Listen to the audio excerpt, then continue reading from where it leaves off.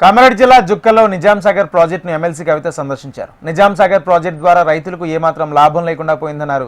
3 లక్షల ఎకరాలకు సాగునీరు అందించాల్సి ఉండగా ప్రాజెక్టులో పూడిక పెరిగిపోవడంతో కేవలం 1,00,000 ఎకరాలకు మాత్రమే నీరు అందుతుందన్నారు.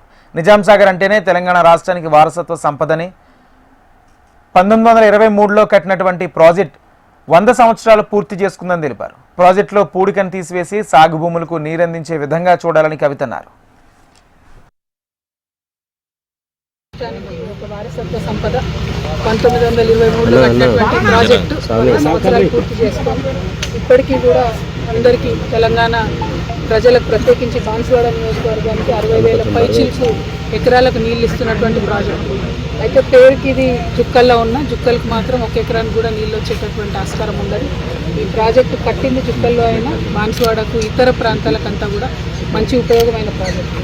అయితే కట్టినప్పుడు ఏంటంటే ఈ 3 కిలోమీటర్ల పొడవు కట్టబోసి మంచి 3 గేట్లు పెట్టి వరద కాలువలకు అదేవిధంగా చాలా మంచి డిజైన్తో కట్టినటువంటి ప్రాజెక్టు దాదాపు 1972 లోపలనే సగం కెపాసిటీ కూడుకుపోయింది దాన్ని మట్టితో.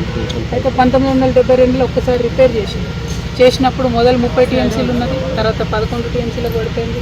రిపేర్ చేసినాక 17 టీఎంసీలకు వచ్చింది.